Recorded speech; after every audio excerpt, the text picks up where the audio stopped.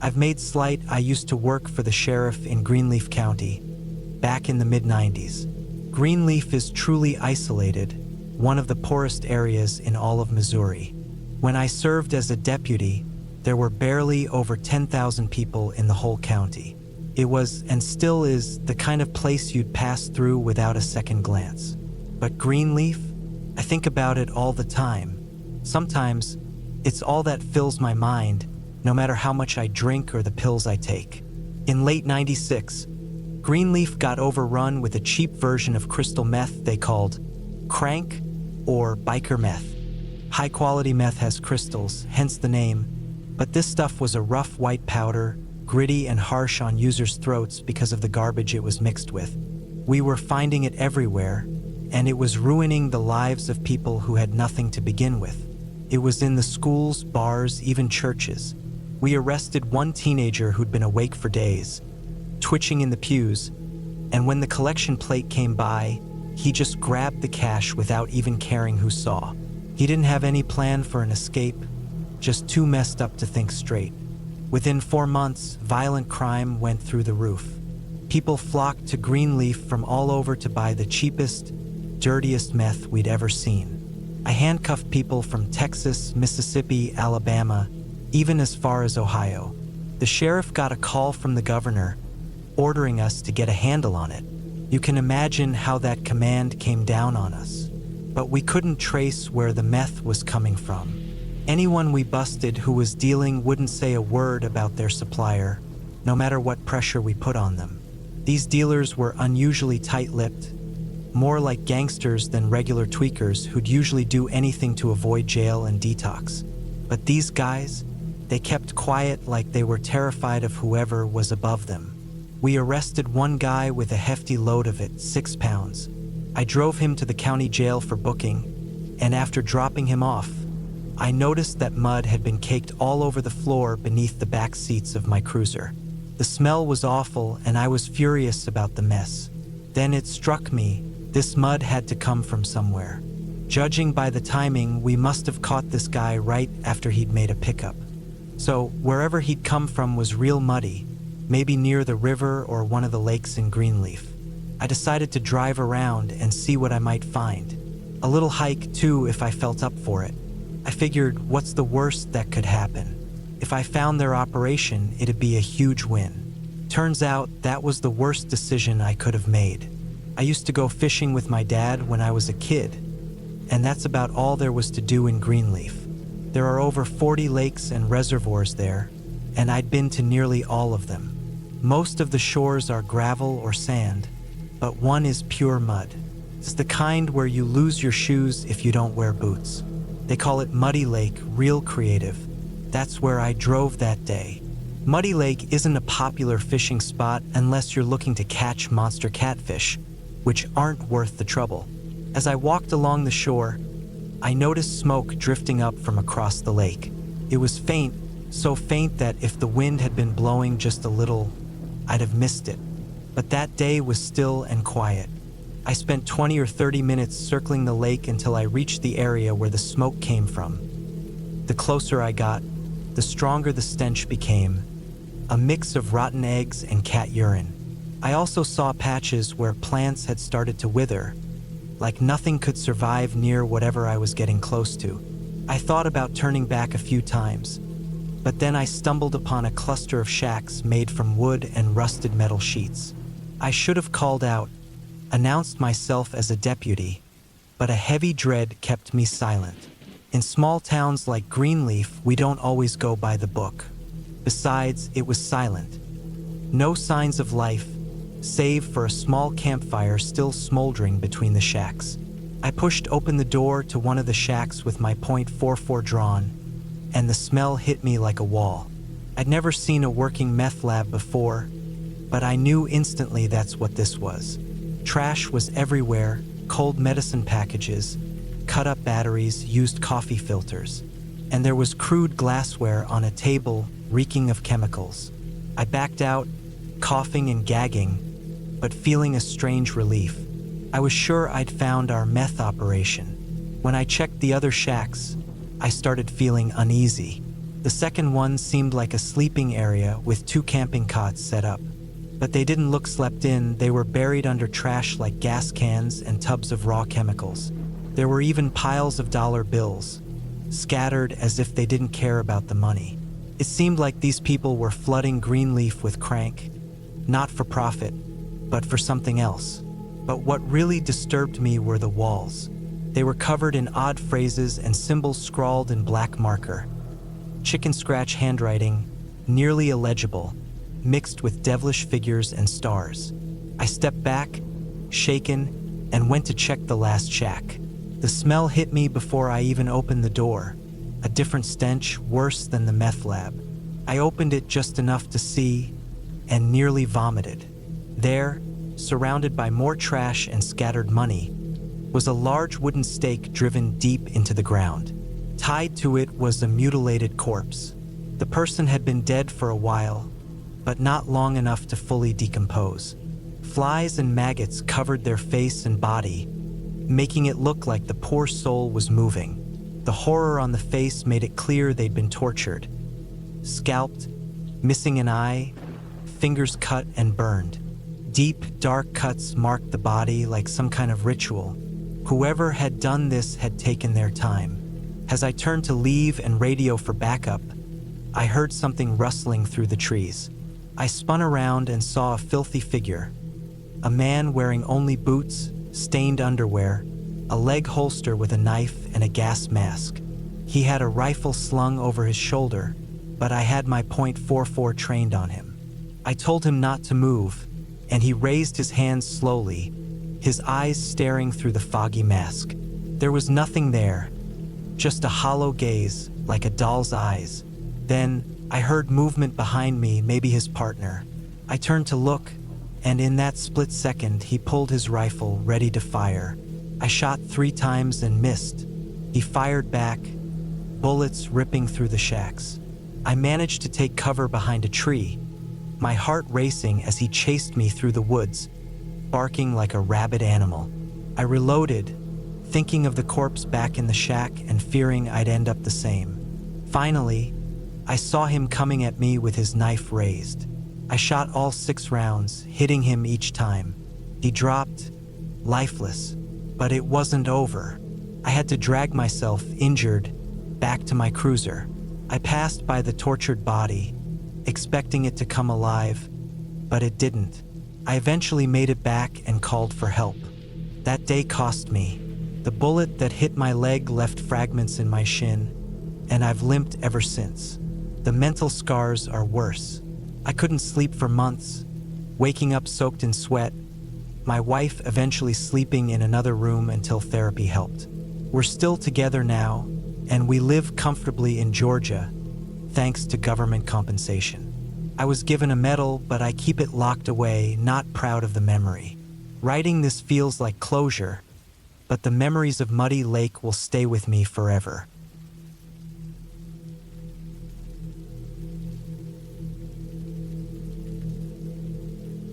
Back in October of 2018, a new game dropped for Xbox and PlayStation that would quickly take the gaming world by storm, capturing players' attention and time for ages.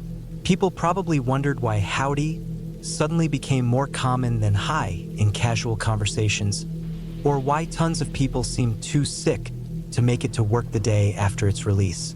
And when they did show up, all they could talk about was getting back to a place called Horseshoe Overlook. For those who haven't guessed it yet, the game I'm talking about is Red Dead Redemption 2. Anyone who made it through the storyline knows the obsession that followed. But for me, it went beyond just dressing up as a cowboy on Halloween. I wanted to experience it for real. No, I'm not talking about robbing trains or hunting down gators. I just wanted to explore the open countryside on horseback, seeing parts of the country city folks like me rarely visit. That's how I found myself in Glasgow. Now, I know some of you are probably thinking, how did Red Dead lead you all the way to Scotland? But there's another Glasgow way out in Montana. And by way out, I mean it's really out there, isolated in the middle of almost nowhere. Took us about 2 days on horseback to reach it from where we started. It felt like a tiny spot of civilization in an endless stretch of wild terrain. Or at least that's what I thought, until I met some of the locals. No offense to anyone from around there, but let's just say some folks in that part of Montana have a wild streak. And I ended up crossing paths with one of them. After 2 full days of hard riding, I finally understood what being saddle sore meant. The plan was to spend a couple of days relaxing in a small town of about 2,000 people before hitting the trails again. And after those 2 days, I also got why cowboys were known to drink so much. It probably wasn't just to chase away loneliness or guilt, but to numb the ache from hours in the saddle. It feels like your body took a beating from an iron fist. So, a few of us from the trail group found this little bar called Abby's Place over on 1st Avenue South, and we got down to some serious drinking. I'll admit it, I was probably a bit too loud and maybe even said some unkind things about small towns like Glasgow. I didn't mean any harm, but looking back, I get why someone might have taken offense to what I was saying or how I was dressed, because someone certainly did. From what little I remember, this guy walked up and asked what my problem was. I remember my response all too well because the guys in my group didn't let me forget it for days. I threw on my best John Wayne voice and said, "My problem's with you, partner," giving his arm a slap as if I was hilarious. Only he didn't find it funny at all. That part of Montana wasn't a novelty for him. It was his home. In my drunken state, I didn't realize I'd started something I couldn't handle. By the time I figured out he was genuinely angry, it was too late. I ticked him off enough to make him want to punch me out. I tried to apologize, muttering that I was just tired and drunk, but the whole bar was looking at me. Even my trail buddies weren't too thrilled. We ended up getting thrown out. That's when it hit me. I'd been more of a troublemaker than a cowboy that night. The next morning, I was ashamed and honestly relieved to be leaving Glasgow behind. But I didn't deserve what happened next, and my trail buddies definitely didn't either. A few hours after we set out at dawn, heading west, I heard what sounded like firecrackers popping just above my head. Exhausted and hungover, I didn't catch on right away, but the horses did. They freaked out. Our guide started yelling for us to turn back and keep our heads low. That's when I realized we were being shot at. I'd never been shot at before, so I didn't know that when a bullet passes close, it makes a snapping sound as it breaks the sound barrier. It's like a tiny sonic boom. We bolted back to Glasgow, about 15 miles, to report that someone had actually taken shots at us on the trail. We ended up back at the motel, spending extra money for the horse's care, which honestly was the least of our concerns after nearly being hit. Later, a few of us headed back to Abby's place to take the edge off and calm down. We also wanted to apologize for last night's behavior. And guess who was there? The guy I'd ticked off. Just as I was about to apologize, I caught him grinning. In my half-awake, hungover state, I didn't understand the look right away. Then it clicked. I walked up, this time angry, and asked, "You were the one who shot at us, weren't you?" Laced with a few choice words, of course. He just grinned wider and said, "Boy, if I'd aimed at you, you wouldn't be standing here right now." His words chilled me, and he followed up with something like, "And good luck trying to pin it on me.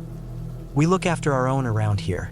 That was the most frightened I'd been in a long time, in a way that went deeper than the fear of being shot at. For the second time in 2 days, I was grateful to be getting out of Glasgow.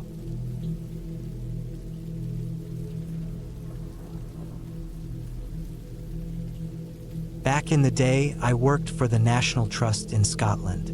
It was a pretty lonely job, with most of my time spent either driving long distances or wandering through the Highlands in rough weather. At work, I had a big 4x4 to drive, but outside work, I had to rely on my own car, which was terrible. One Saturday, I planned to drive down to England for my mum's birthday. My boyfriend and I had this big surprise arranged for her. I'd drive down in the morning, help set up, and then go pick her up for the surprise. I was thrilled about it, and I was sure my mum would be over the moon. But what I wasn't too sure about was my poor little Nissan Micra making it all the way without any problems. So, there I was, driving through the Highlands, absolutely in the middle of nowhere, when the engine started making some really nasty sounds. I pulled over, but I couldn't figure out what was wrong.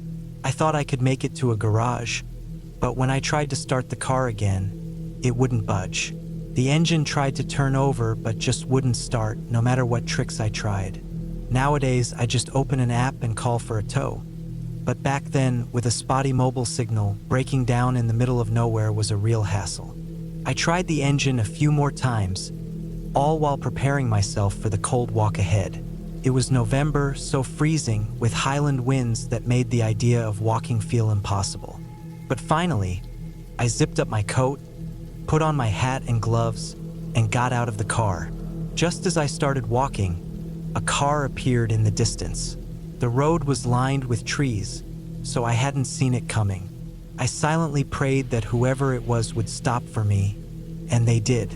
But looking back, I don't think it was a higher power that answered my prayers that day. The car pulled over, and a middle-aged man with a friendly face rolled down his window and asked if I was okay.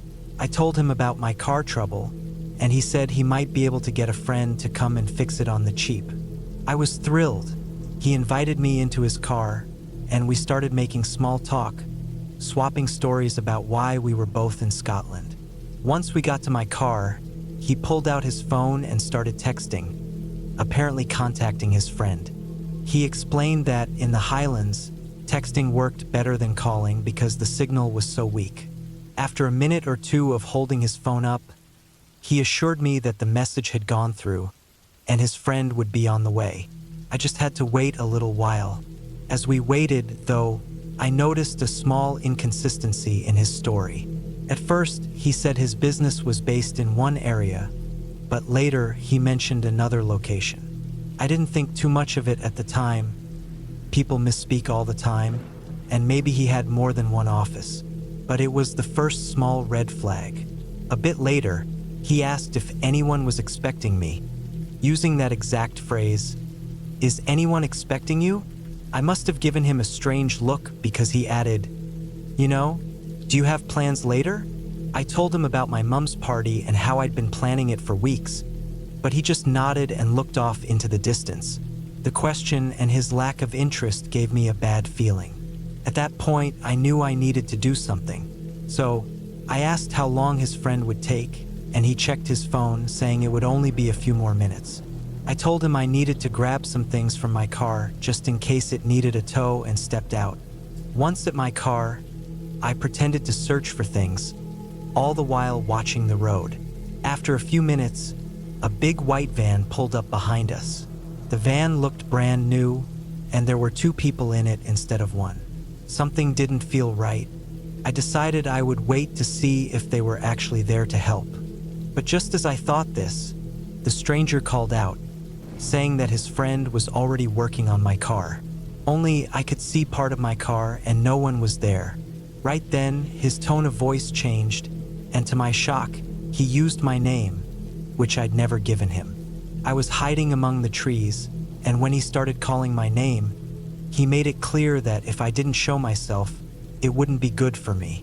That was the scariest moment of my life. Then, I heard an engine start, and I saw the stranger's car drive off. But instead of leaving, one of the men in the van stepped out, wearing a mask, and started searching the trees. That was when I ran. I ran harder and faster than I ever had, only stopping when I couldn't go any farther. I must have looked a mess because after a while, a driver finally stopped to help me. They took me to the police station where I reported everything. I was scared, exhausted, and disappointed, knowing I wouldn't make it to my mom's party. I spent the night at a bed and breakfast, feeling like the whole day had been a nightmare. The police questioned the man, but since he hadn't broken any laws, they couldn't charge him. He claimed he was just trying to help, and I'd run off for no reason. Even now, I can't help but wonder how many others weren't as lucky as I was that day. I'm grateful I escaped, but the thought of others who might not have haunts me.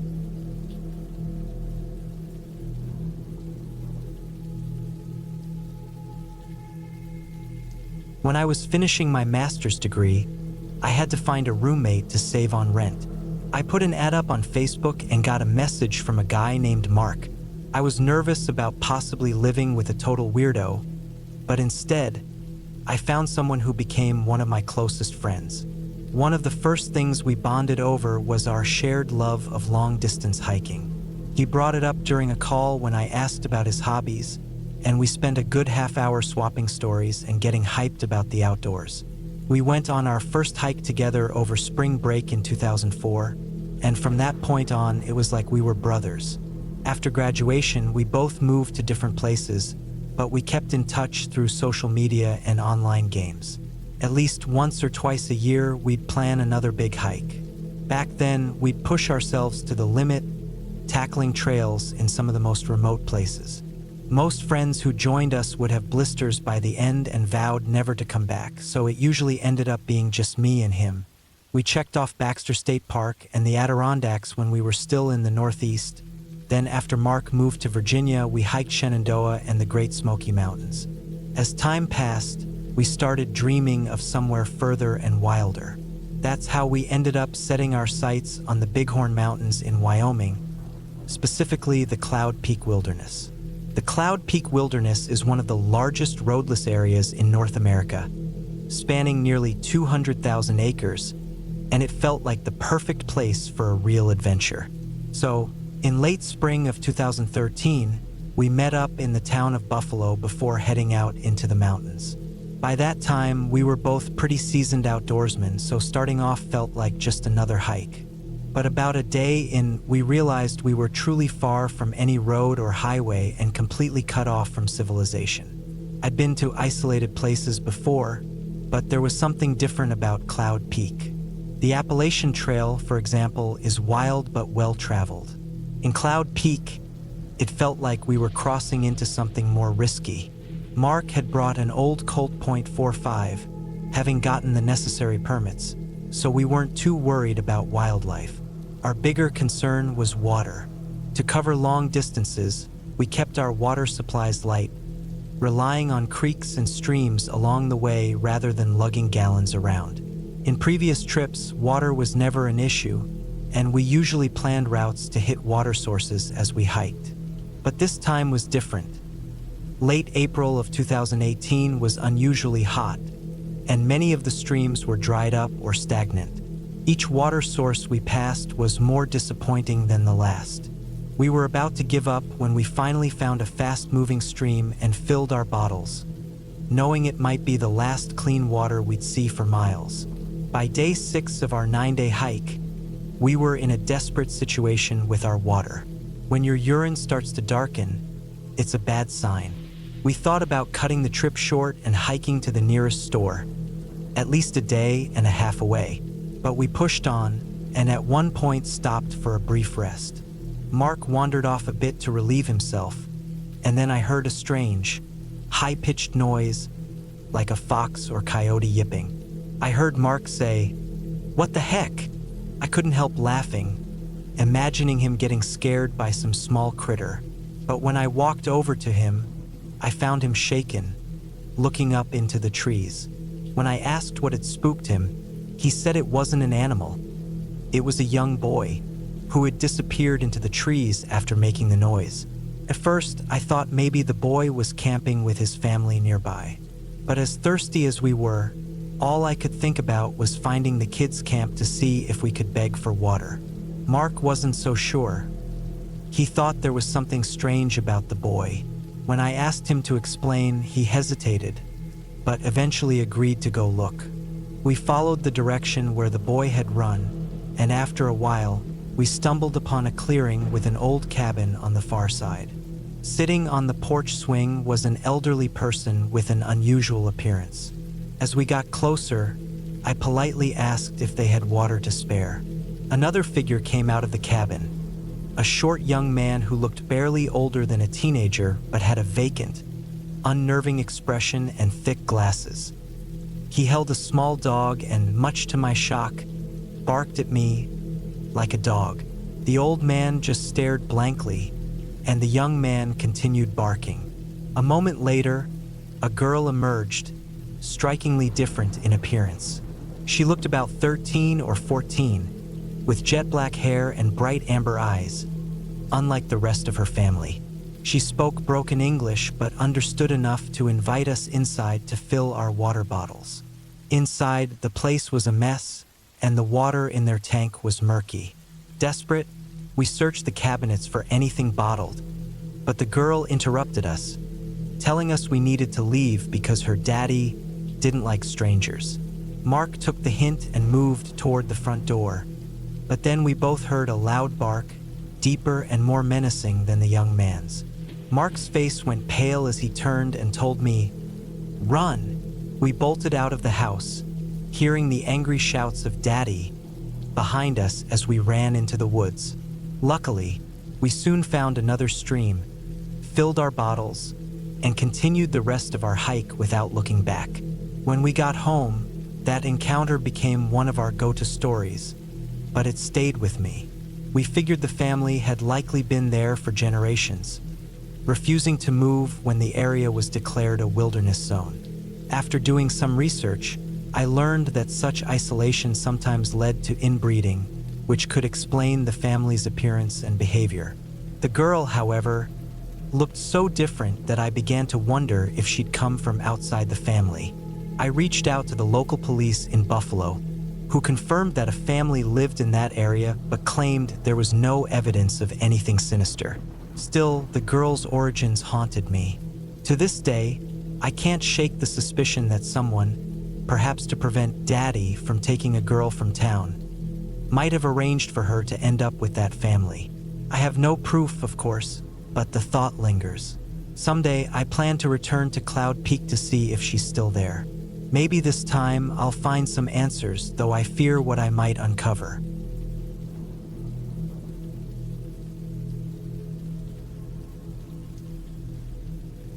Back in the day, I worked for the National Trust in Scotland.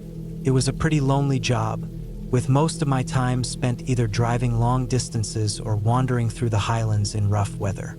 At work, I had a big 4x4 to drive, but outside work, I had to rely on my own car, which was terrible. One Saturday, I planned to drive down to England for my mum's birthday. My boyfriend and I had this big surprise arranged for her. I'd drive down in the morning, help set up, and then go pick her up for the surprise. I was thrilled about it, and I was sure my mum would be over the moon. But what I wasn't too sure about was my poor little Nissan Micra making it all the way without any problems. So, there I was, driving through the Highlands, absolutely in the middle of nowhere, when the engine started making some really nasty sounds. I pulled over, but I couldn't figure out what was wrong. I thought I could make it to a garage, but when I tried to start the car again, it wouldn't budge. The engine tried to turn over but just wouldn't start, no matter what tricks I tried. Nowadays, I just open an app and call for a tow. But back then, with a spotty mobile signal, breaking down in the middle of nowhere was a real hassle. I tried the engine a few more times, all while preparing myself for the cold walk ahead. It was November, so freezing, with Highland winds that made the idea of walking feel impossible. But finally, I zipped up my coat, put on my hat and gloves, and got out of the car. Just as I started walking, a car appeared in the distance. The road was lined with trees, so I hadn't seen it coming. I silently prayed that whoever it was would stop for me, and they did. But looking back, I don't think it was a higher power that answered my prayers that day. The car pulled over, and a middle-aged man with a friendly face rolled down his window and asked if I was okay. I told him about my car trouble, and he said he might be able to get a friend to come and fix it on the cheap. I was thrilled. He invited me into his car, and we started making small talk, swapping stories about why we were both in Scotland. Once we got to my car, he pulled out his phone and started texting, apparently contacting his friend. He explained that in the Highlands, texting worked better than calling because the signal was so weak. After a minute or two of holding his phone up, he assured me that the message had gone through, and his friend would be on the way. I just had to wait a little while. As we waited, though, I noticed a small inconsistency in his story. At first, he said his business was based in one area, but later he mentioned another location. I didn't think too much of it at the time. People misspeak all the time, and maybe he had more than one office. But it was the first small red flag. A bit later, he asked if anyone was expecting me, using that exact phrase, "Is anyone expecting you?" I must have given him a strange look because he added, "You know, do you have plans later?" I told him about my mom's party and how I'd been planning it for weeks, but he just nodded and looked off into the distance. The question and his lack of interest gave me a bad feeling. At that point, I knew I needed to do something. So, I asked how long his friend would take, and he checked his phone, saying it would only be a few more minutes. I told him I needed to grab some things from my car just in case it needed a tow and stepped out. Once at my car, I pretended to search for things, all the while watching the road.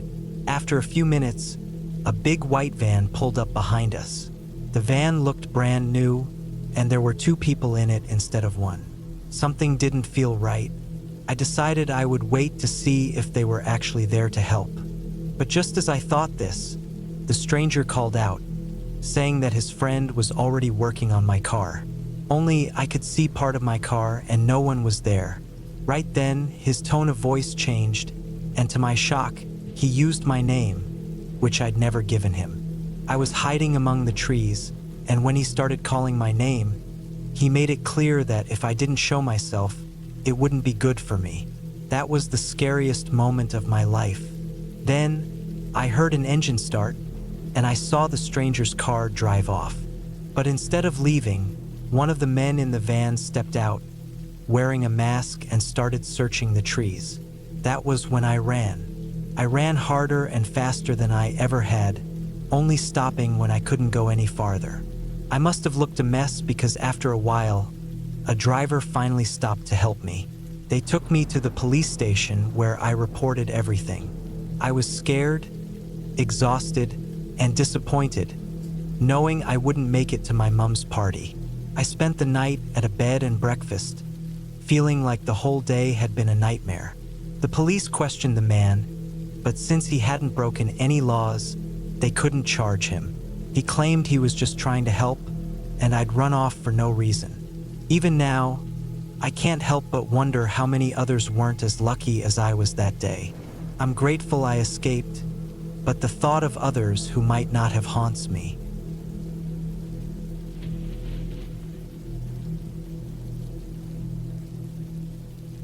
There's no other way to describe Somerville County, West Virginia, than as being in the middle of nowhere.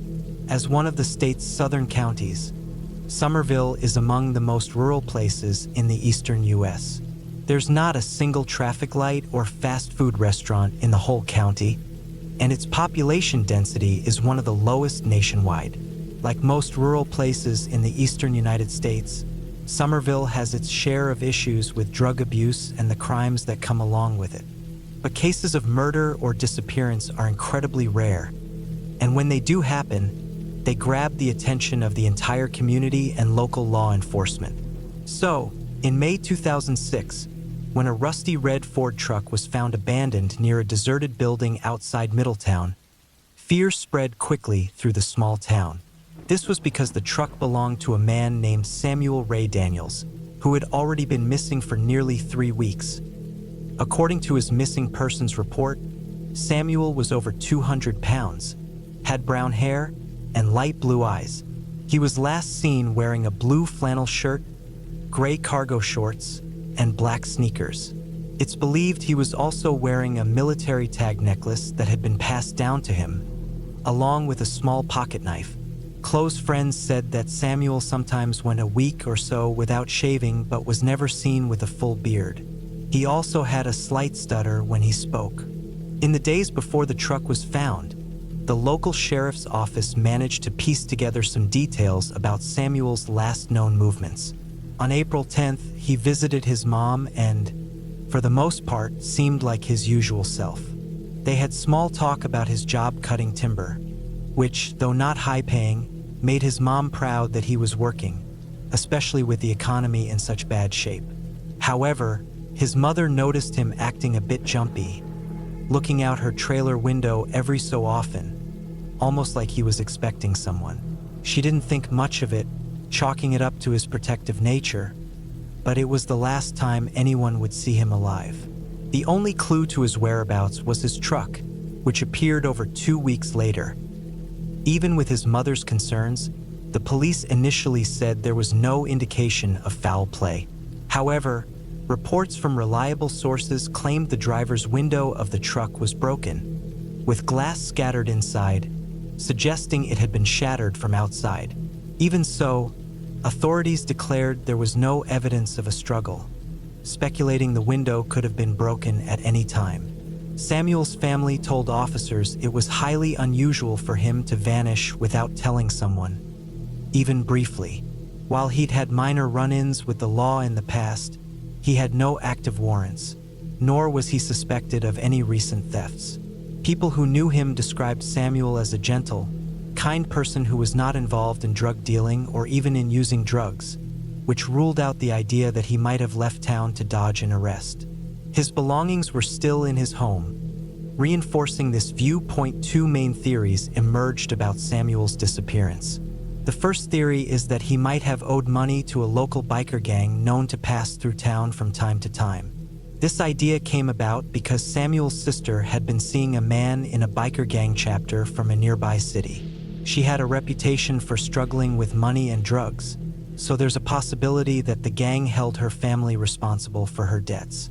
When Samuel couldn't pay, the gang might have decided to make an example of him. The second theory involves a local rumor about bad blood between Samuel and a local deputy, known for being rough and corrupt. It was common knowledge in Middletown that a certain officer acted as though he was above the law. Samuel had received a traffic ticket from this officer, one he felt was unfair. Samuel contested the ticket in court and actually won, receiving a decent payout as a result. The officer in question was reprimanded, which reportedly left him humiliated, and it's possible he sought revenge.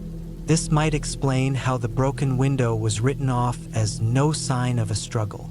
While these theories are detailed, they remain just theories. No one knows what truly happened to Samuel Daniels. Without his truck, it would be nearly impossible for him to leave Somerville County, given the lack of local taxis or public transportation. The only explanation is that someone picked him up, whether he was conscious or not, alive or otherwise, and took him out of the area. Middletown is a tiny town of just a few hundred residents. Word travels fast, and people talk, but no one reported seeing Samuel after his last visit with his mother. The woods around town are dense but well-trafficked by hunters trying to save a few bucks on groceries. If Samuel had been harmed and left in the woods, a hunter or their dog would likely have found some trace of him. It's as if he simply vanished without a trace. Perhaps, if someone did have a hand in making Samuel disappear, they knew exactly how to cover their tracks. Someone who might have experience in such matters. But as to who that person might be remains anyone's guess. Perhaps it's best to tread lightly on speculation, as upsetting the wrong person could be dangerous.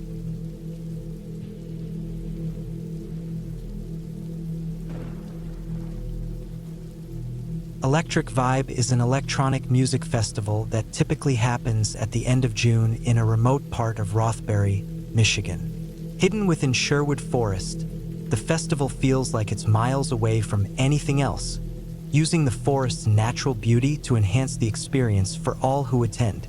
During the day, visitors can wander through the mesmerizing woodland, lounging among the pop-up art displays or in one of the many hammocks strung between trees. But when night falls, the forest transforms, glowing with colorful lights, which many say is when the real thrill begins. The atmosphere, with its eye-catching light shows, hidden parties, and a lineup of artists chosen to keep energy high, creates a truly unforgettable time for everyone.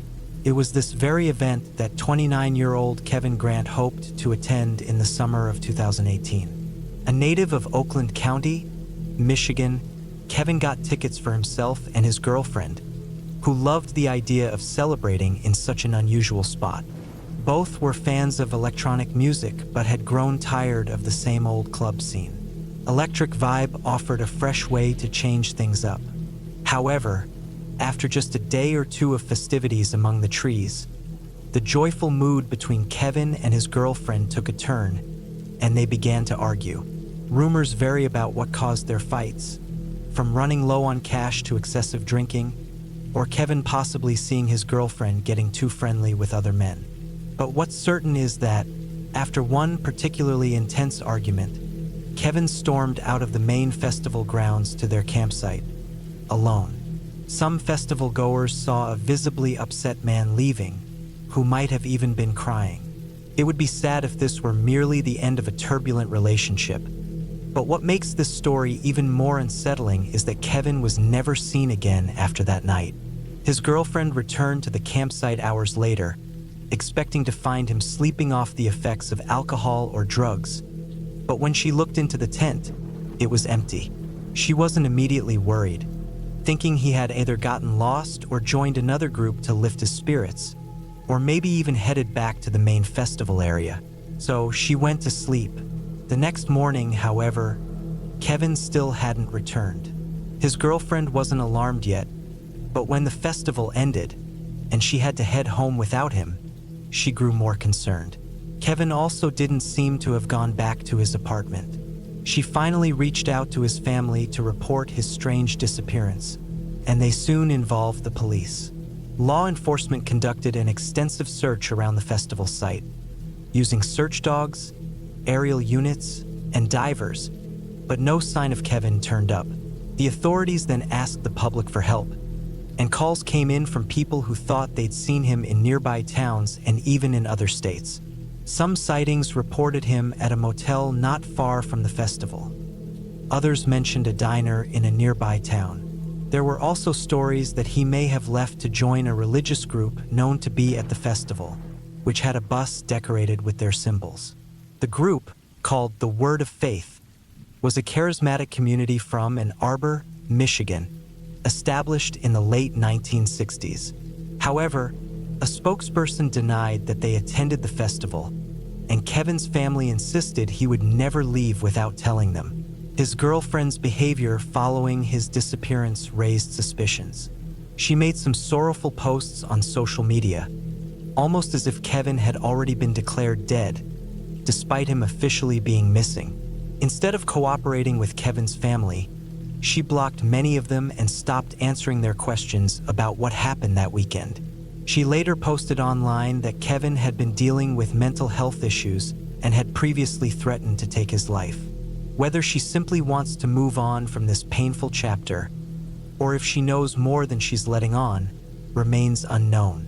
Police also questioned some of the festival staff who were working that weekend, although most didn't specifically remember seeing Kevin. Some workers did mention that people disappear at these events almost every year, including one who claimed a person who had been partying hard was found as far away as Alabama.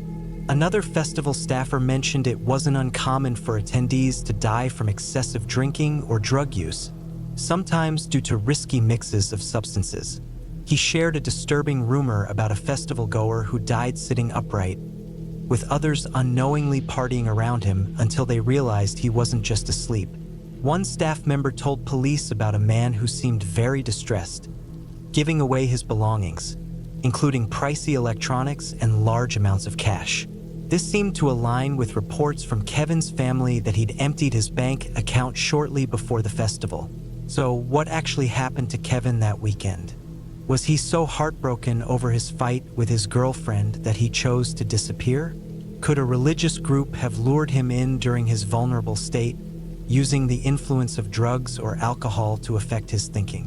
Whatever the truth, the unsettling possibility remains that one could simply vanish from a lively, seemingly harmless event like a music festival. It's a chilling reminder that safety isn't always as certain as it appears, no matter where we are or what we're doing.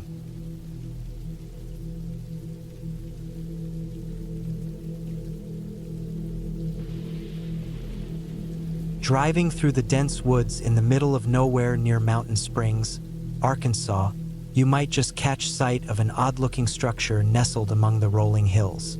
At first, you may think you're imagining things, seeing something so unusual rising above the treetops.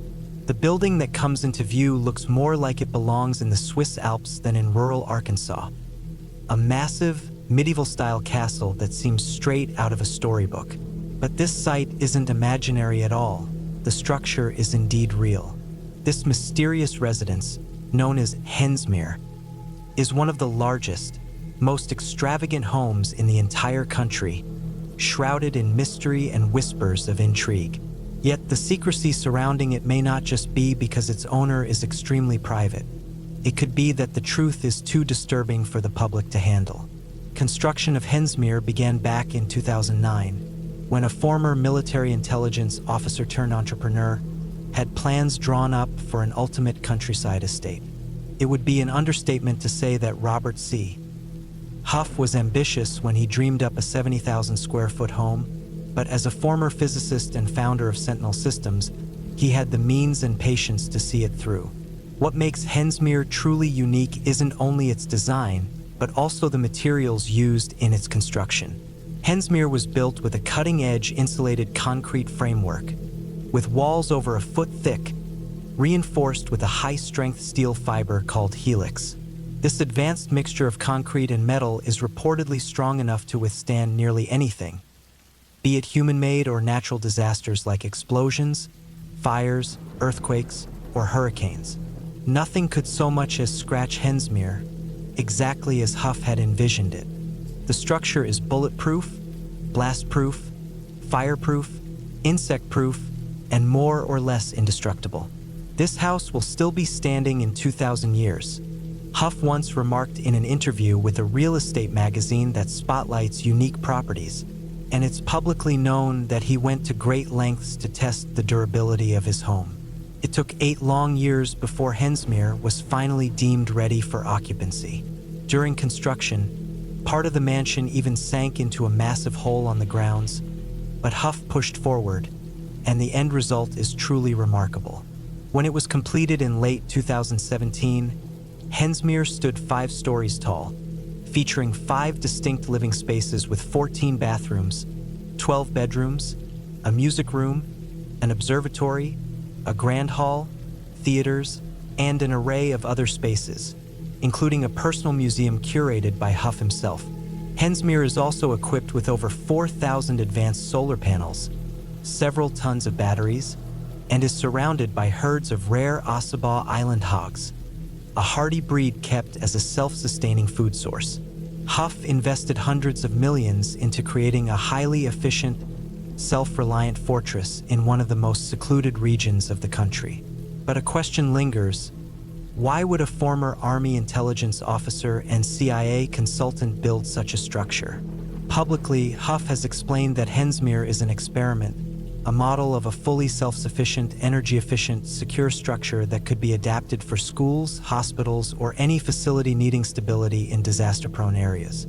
According to Huff, it serves as a showcase of the durability of Sentinel Systems' materials and architectural capabilities, a kind of large-scale advertisement. But why choose the Ozarks? Why not somewhere remote like Alaska or Nevada? Huff mentioned that the area where Hensmere is built has fewer building restrictions, with local authorities allowing more freedom in private projects. Arkansas also presents all types of environmental challenges: extreme temperatures, severe storms, allowing Huff to prove that his vision could withstand even the harshest weather. But if this was only a demonstration, why not build something smaller? Why go to such great lengths? Locals have whispered many theories over the years, including that Hensmere might be a hidden base for a shadowy organization, a place where they would gather if the world faced a cataclysm. Others believe it could be a covert government installation, with a network of tunnels housing anything from experimental technology to classified bioweapons labs. Some say they've heard loud noises from the direction of Hensmere at night, like a distant train passing by, even though there are no train tracks nearby. A few locals claim to have seen black, unmarked SUVs driving in convoys toward the estate, along with ominous helicopters and security guards who turn away anyone who comes too close. One local reportedly tried flying a small drone over the compound, only for the device to short out and drop from the sky. So what is Hensmere's true purpose? If it were just the extravagant home of a wealthy, slightly eccentric recluse, we might understand why it was built the way it was. But Robert Huff is far more than just a reclusive billionaire. He's a former intelligence officer and a physicist, someone whose career was built on knowing hidden truths. So what does Huff know that we don't? What knowledge from his years in intelligence led him to build a fortress in the middle of nowhere? We can only hope we'll never have to find out. Let's hope the secrets buried in Hensmere stay hidden.